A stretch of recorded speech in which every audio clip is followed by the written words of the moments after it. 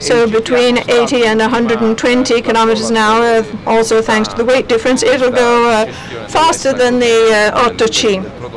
Yes, if the style designers succeed in making it stay on the road. And the GTA isn't going to be the only new feature in the offering for the life cycle management of this car. And perhaps we can go back to Harold and his film.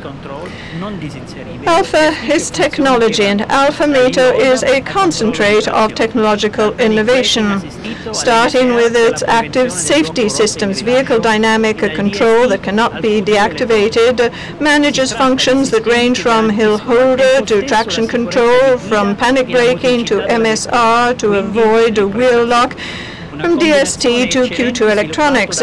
These are all systems that at the same time ensure driving safety and motricity power, and therefore top performance. An excellent combination developed by Alfa Romeo. The algorithm of the Q2 electronics and the DST were designed by our team and tested in 2007 in New Zealand, and then further tested in Lapland last winter.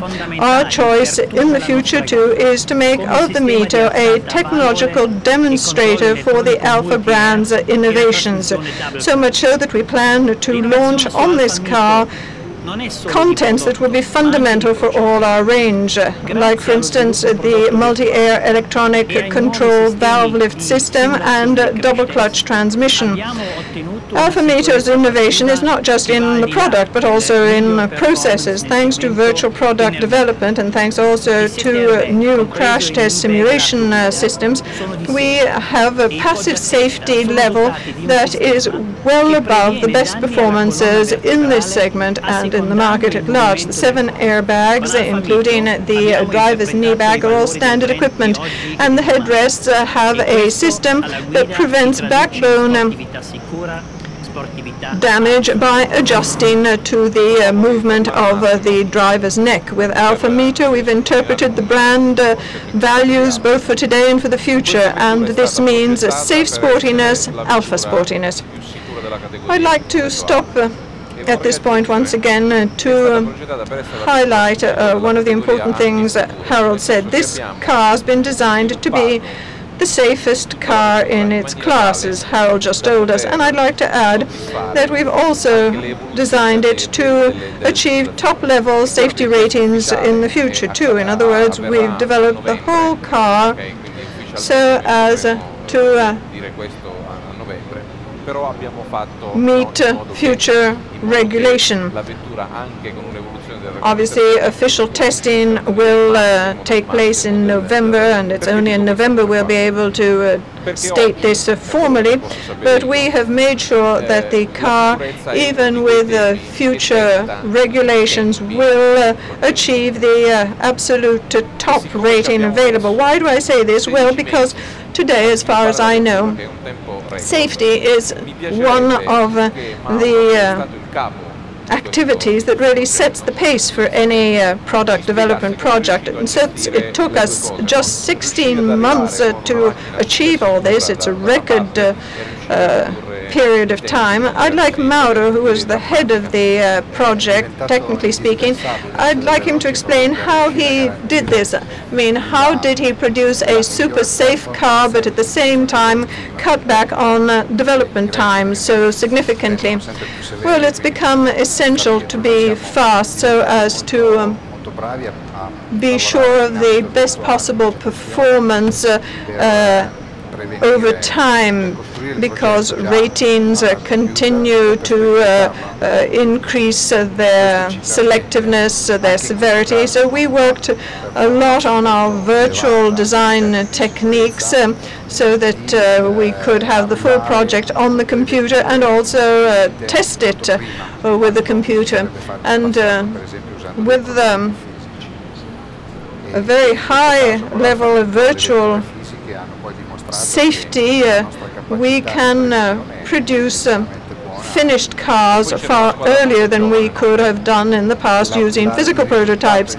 And in this case, with Alfa MiTo, the physical cars then proved that our predictions were excellent. And we had a very young team, didn't we, working on the project? Yes. Yes, the results we achieved were also thanks to our very young team. On average, the age was 32, I think. The designers were even younger than that, under 30. This is a very important sign, too, for Alfa, because it means that there is a new generation of Alfisti technologists that you're developing under your wing. Let me ask you another question that I'm sure somebody might ask later, and that is, the MiTo is based on the B platform of the Fiat Group. So tell me, what does this car share with the Grande Punto? What are its commonalities? Could we have your opinion on that? Well, I turn the question around. It wasn't all that obvious that we'd use a carryover platform. That is, we dealt with this the other way around. With Philippe, we decided how rigid the car had to be an Alfa Romeo, how much stiffness it had to be. With the engine specialists, we decided what sort of sound effects we wanted to obtain, how we wanted to use the Alfa Romeo's engine's vibrations, and we also looked at what materials we had available to achieve our goals. The Grande Punto platform, that is the lower part of the frame, is one of the best in terms of weight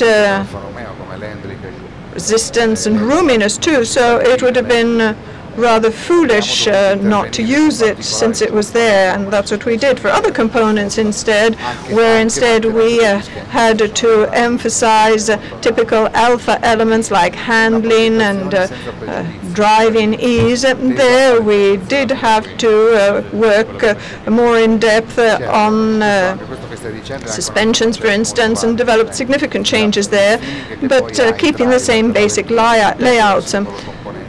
So we worked on achieving our initial performance goals.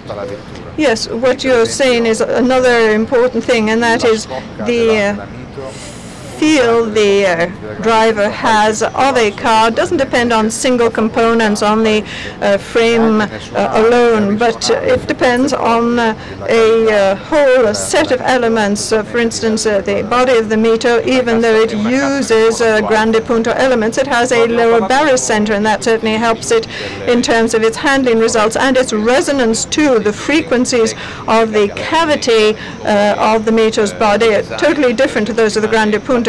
So it's a body that has more of an Alfa ring to it, yes.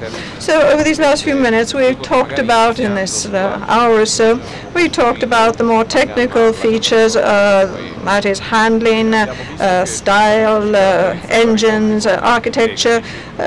We perhaps could now say something about our commercial strategy, and perhaps the right person for this is Sergio Cravero, and he can tell us something about the product range. Yes, as we explained, MiTo features a wealth of technical equipment, mainly to deliver an enjoyable drive, but in full safety. So what we did was to create a very simple range to stress the sporty nature of the car. And already in the progression trim level, we'll have Alfa DNA, Q2 electronics, the dampers with the rebound springs, or also, for instance, up to 7 airbags.